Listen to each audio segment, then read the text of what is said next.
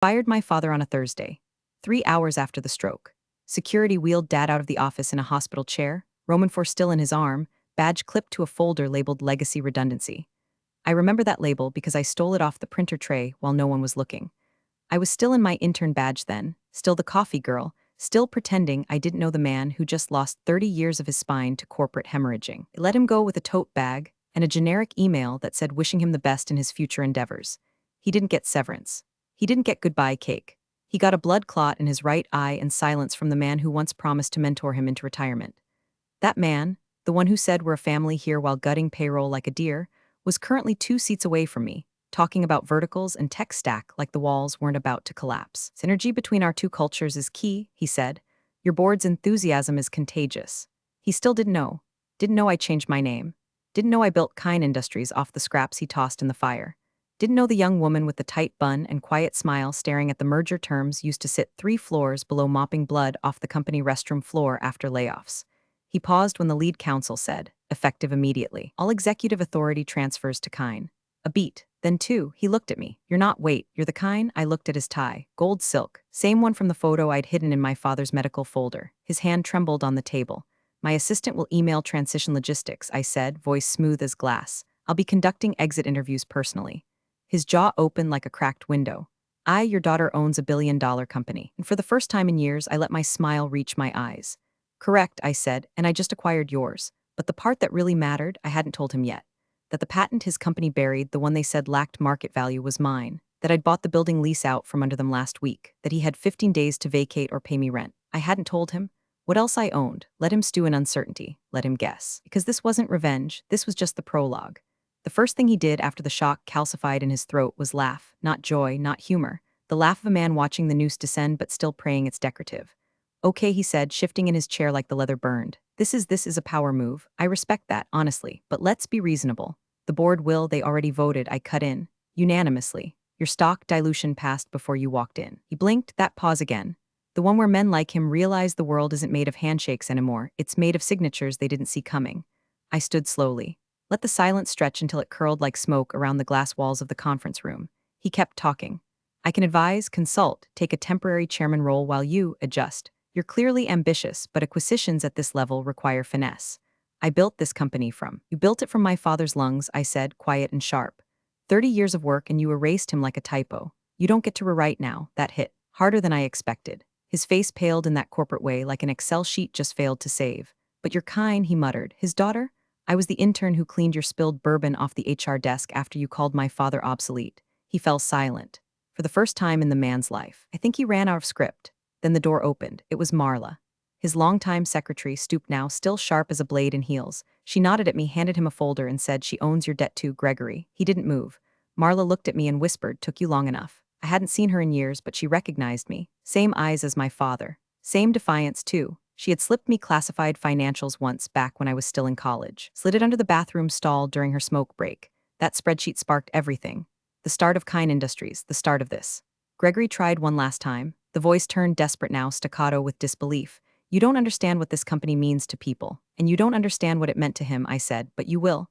I turned to leave but paused at the door. Oh, and Gregory, check your email, he looked. And I watched the last bit of color drain from his face, because it wasn't just an acquisition.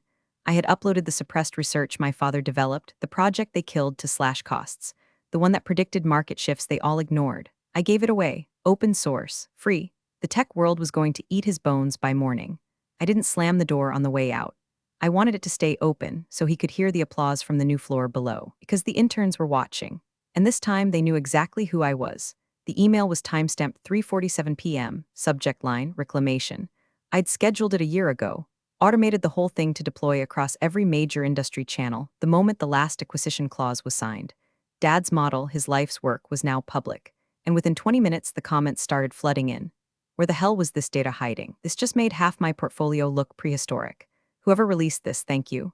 By the time I reached the elevator, my phone had already buzzed 62 times. Forbes, TechCrunch, MIT Tech Review. Even that old weasel from CNBC who once mocked my startup as another blonde bubble. I let it ring. I wasn't done yet. Floor 28 was where they used to keep the research team. What was left of it after Gregory slashed them in 21 and sold off half their patents to fund a rebrand. I'd bought the patents back last spring, anonymously. Each one, bit by bit. through shell firms and ex-partners who owed me favors. When I stepped out of the elevator, someone was already waiting. Victor, gray hoodie, red wings cap, same lopsided smirk he wore when he dared me to join the algorithm competition in undergrad, and then panicked when I won. "You actually did it," he said, eyes scanning my face like he didn't fully believe it was real. "Did you bring it?" I asked. He held up a flash drive, encrypted 6 ways. "If your old man's model was the spark, this is the ignition." "What's the timeline?" "Once I plug it into the dev server, it'll backtrace every product line they shelved, rerun the projections, and publish side-by-side failures. You'll be able to see exactly where Gregory's leadership tanked innovation, and who signed off on every burial." "Perfect," I said, "do it." He gave me a long look. "You sure? You're not just burning the bridge, you're taking down the whole damn city behind you." "That city built itself on my family's bones," I said. "Let it burn." While he plugged in the drive, I walked the old corridor. The smell hadn't changed, cheap toner and something sterile like dreams dying under halogen lights. I passed Dad's old desk. They hadn't reassigned it. It just sat there, tucked in a forgotten alcove, collecting dust and silence. I reached into the drawer and pulled out the photo they'd left behind, Dad, me, and Marla at a company picnic. He looked tired in the picture, but proud. I slipped it into my coat pocket, then my phone buzzed again. "Gregory M. is calling." I stared at the screen, let it ring once, twice, then picked up. "You have no idea what you've done," he hissed. "Actually," I said, calm, "I know exactly what I've done. I gave your competitors everything you buried, and I made sure the world knows your name is stamped on every corpse." Silence. Then he said something I hadn't expected. Something that didn't sound like anger but fear. "You need to be careful, Kine. You just opened a vault I sealed for a reason. You think this was about cost-cutting?" He lowered his voice. "There are people you don't know about, people I couldn't cross, and now you've dragged them into the light." That was the moment I stopped walking. Not because I believed him, but because I almost did. And that's when the second call came in. Unknown number, no caller ID, just a single message that flashed across my locked screen. "We know who you are, and we know what you've taken." I stared at it. The hallway suddenly felt colder because I hadn't taken everything yet. But apparently someone thought I had. The message disappeared before I could screenshot it. No trace. No log in my history, just a brief flicker like static under the skin. I turned slow, like the hallway itself might have grown teeth. Victor glanced up from the server console, eyebrows raised. "You okay?" he asked. I didn't answer, just walked over and yanked the flash drive out of his hand mid-transfer. "Hey, that could corrupt. Pull it," I snapped. "Now." He froze, then leaned in, voice lower. "What happened?" I handed him the phone. "Check for trackers, worms, anything." "You think you're being watched?" I didn't think. I knew. That message wasn't bluff. It was too specific, too clean. Gregory wasn't the kind of man to bluff. He was the kind to outsource threats, which meant someone else was in play now, and I had just kicked open their door. Victor got to work on the phone. Meanwhile, I took the stairs. 29 flights. I needed time to think, to sort what was fear and what was gut instinct. All I knew was this: I had planned for Gregory's retaliation. I hadn't planned for a ghost network that knew how to make data vanish. When I reached the ground floor, Marla was waiting by the security desk. Her coat was buttoned. She had her purse slung across one shoulder like she was about to vanish into the wind again, but her face was carved from marble. "I figured you'd come down," she said. "He called me, said you'd triggered something." "Who?" "Gregory," she said. But he didn't sound angry. He sounded small. That caught me off guard. He said the name Barrister.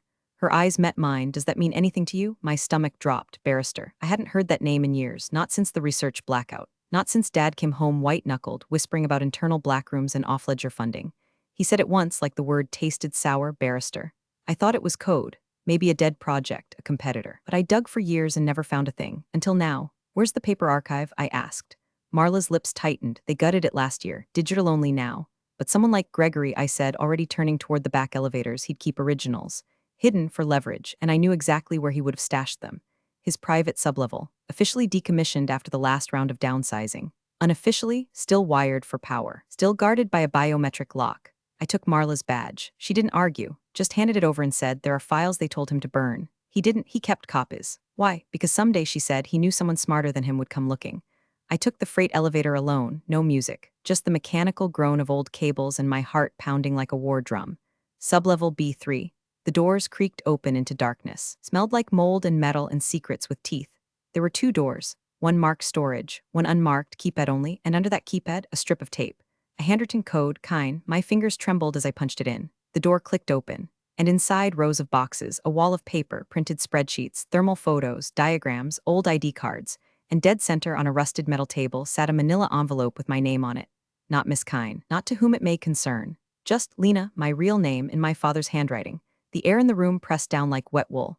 My name, written in that distinct all-caps slant, the one my father used when he was scared he'd forget something, stared up at me from the envelope like a question I never wanted answered. I didn't open it right away. Instead, I circled the room. Filing cabinets with stripped handles. Labeled boxes, Q3 synthetic optics. Project missed, redacted, non-patentable. Most of the folders were dust-logged and time-warped like they hadn't been touched since Bush was in office. But under the grime, I spotted something newer, glossier. A file marked KX217 Kine. I pulled it. Pages of internal correspondence. Names I hadn't seen in years. Some struck through with red marker.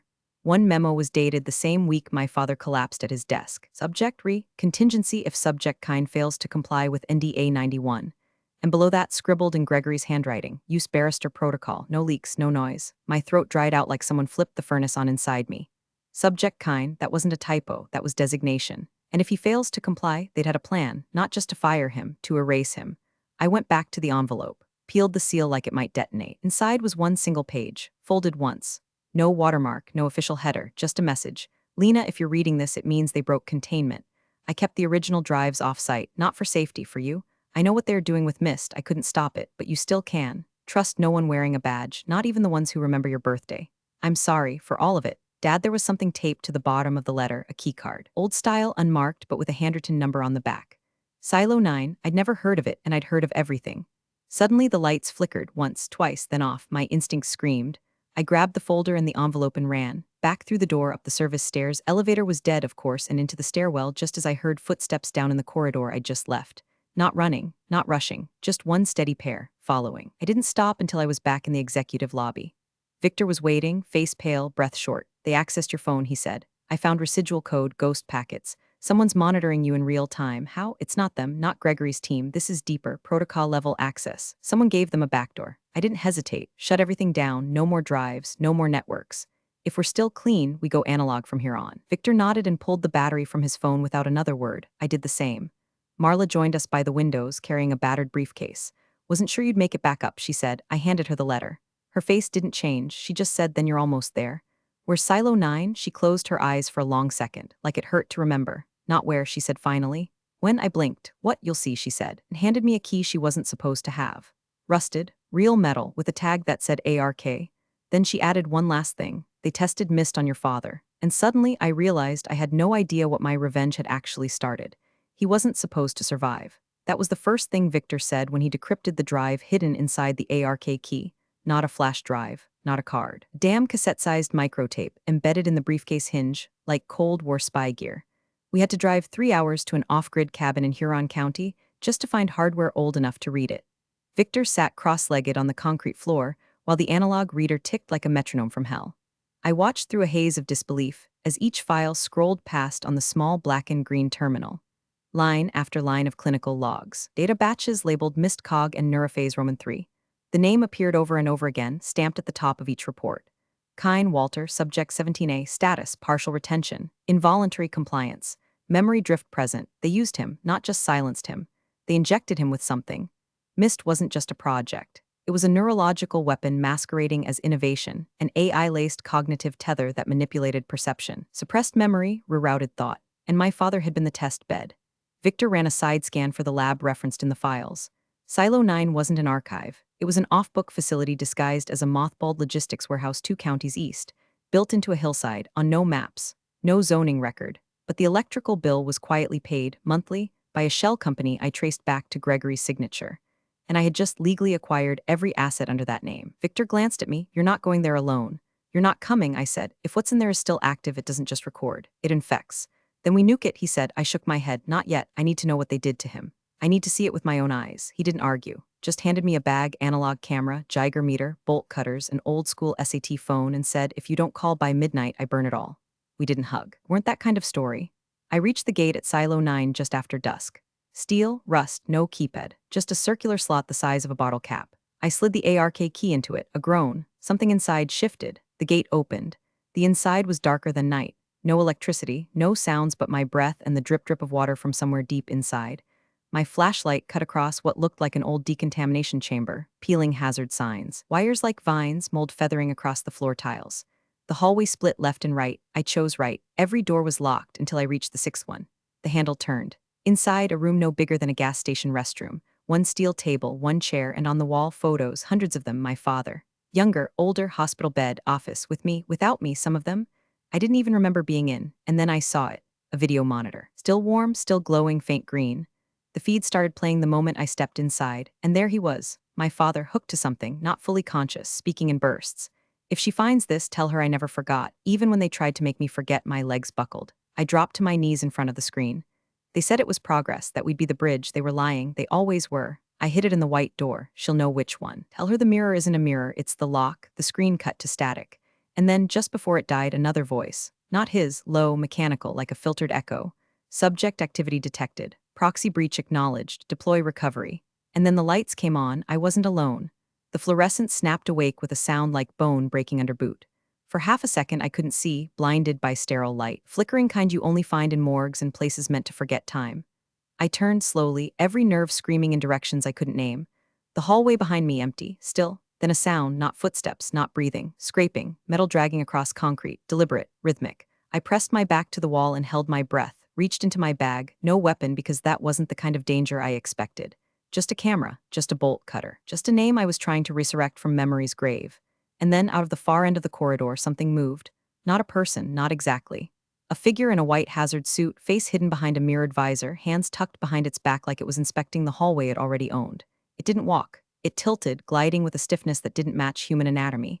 And it stopped right in front of the door. Didn't enter, didn't speak. Just tilted its head. Backed away, deeper into the room and scanned the walls. The white door, the message Dad left, the mirror isn't a mirror. I turned toward the corner where a warped mirror hung above a sink, shattered in the middle. I yanked it off the wall. Behind it, a recessed panel, white, no handle, smooth like plastic but cooler, embedded in the corner, a pin-sized reader. I took the ARK key from around my neck and pressed it in. Click, the wall hissed and opened. Behind it, a staircase. Pitch black, I didn't think. I ran, down, harder, deeper. The sound of the hazard-suited thing above me getting quieter, no pursuit, no hurry, like it knew where I was headed, like it didn't need to chase what was already doomed. The stairs opened into a vault, and inside, on a metal gurney, surrounded by machines humming low and slow like sleep, was my father, alive or something close. His eyes were open but not focused. Tubes curled from his arms. Electrodes mapped his skull. On the wall, monitors scrolled lines of data so fast I couldn't catch a single word. Then one screen paused, text appeared. Subject 17A inhibitor suspended, mimetic recall unlocked. Key phrase detected, Lena. His head turned, and for the first time in 4 years my father looked at me. Lena, he croaked, you found it. I ran to him, grabbed his hand. Still warm, still real. They lied to me, he said, about what they were building. About you? I tried to leave signs. Did you get the letter? I nodded, tears biting at the edge of my voice. I found everything. I bought the company. I buried Gregory. We're safe now, he smiled, faint, crooked, sad. No, baby, he said, you don't understand. And then the far wall slid open with a hiss. Another figure stepped in. No suit, just a woman in black, her face pale and unreadable. Sharp jaw, corporate heels. A badge with no name. Just a logo I didn't recognize but instinctively hated. She looked at me, calm, clinical. You weren't supposed to get this far, she said. But I suppose it's time. Time for what? I asked. She smiled. For the offer your father died to reject. And then she set the briefcase on the gurney, unlocked it, and opened it toward me. Inside was me, a photograph, a DNA chart, neural scans, and a contract. Proposal, Subject 17B, Successor Program Initiation. My name was already signed, in my own handwriting. I stared at the signature, my own curves, my own loops, but I'd never signed this, never seen this paper, never even dreamed of it, yet there it was, ink too fresh to be fake. So perfect it was worse than forgery. It was memory rewritten. What the hell is this? I whispered. The woman in black didn't flinch. She simply tilted her head, exactly like the hazard-suited figure upstairs, and said, it's you. The version you were meant to become. My father tried to sit up. Alarms beeped. He choked, one hand reaching toward me like it was the last reflex he still controlled. Don't listen to her, he gasped. That contract isn't real. It's constructed from harvested cognition. They mapped your brain 5 years ago when you were still interning before I could stop them. I backed away from the gurney. My head spun. You're lying, I snapped at the woman. She opened a slim folder from the briefcase. Inside were surveillance stills, me in elevators, boardrooms, even asleep in my college dorm. All labeled, dated, my location, my thought process. We never needed you to sign it, she said. You've been consenting since the moment you entered our system. This was always the conclusion. Then she pulled out one final item, a drive, labeled Kine Mirror Initiative. This contains the full prototype of what we extracted from your neural patterns. Synthetic intuition, strategic recursion. You've already used pieces of it to build your company. That's why you've always been 10 steps ahead. We didn't expect you to weaponize it against us, but we admire the outcome. She placed the drive beside my father's trembling hand. You can upload this now, or walk away and watch everything you've built start to fail, piece by piece, as the tether degrades. The cognition you think is yours will erode without it. And if I refuse, I asked. The woman smiled. Then you'll find out what happens when you remove the scaffolding from a skyscraper midstorm. Victor's words came back in a rush, then we nuke it. I reached into my coat, pulled out the analog detonator. Marla had given it to me before I left, said it was keyed to the servers buried in the sub-basement, said it would erase everything, every last line of code, every last ghost. The woman's eyes flicked to it, still no fear, just mild curiosity. You would destroy your own father's mind, she said, gesturing to the machines. Everything he remembers is entangled in our sequence. He'll lose all of it. I looked at him, his lips trembled. Lena, do it. What? His voice was firm now, full, real. If you upload that drive, they don't just control me, they control you. Your instincts, your thoughts, your victories. I'll always wonder if they were yours. That's not freedom. That's just a prettier prison. My hand hovered over the button. Then I looked the woman in the eye. You made one mistake, I said. You thought I came here to win, and I pressed it. The floor trembled. Lights shattered. Sirens wailed like dying machines. Behind me, the glass cracked across every monitor. The feed of my father's vitals turned to white noise. The woman didn't run. She just watched. And whispered, so be it. I grabbed my father's hand and pulled. We ran, through smoke and light and collapsing lies, up the stairs, past the door where the hazard figure now stood slumped, empty inside, just a suit, just a shell. We didn't stop until we hit daylight. Huron sky above, cold wind in our lungs. Victor was waiting at the ridge. When he saw us, he dropped the match into the fuel line. The whole hillside went up like a funeral pyre for everything they built. 3 days later, the kind name vanished from the servers. Every file wiped. Every backup gone. The company collapsed. Stock plummeted. Gregory disappeared. The woman in black, no record, no trace. I rebuilt from zero. No code, no shortcuts, no AI scaffolds. Just me. Turns out, that was more than enough. Appreciate you sticking around, you legends of the break room. Subscribe for more chaos. Let's make your old managers spill their coffee in fear.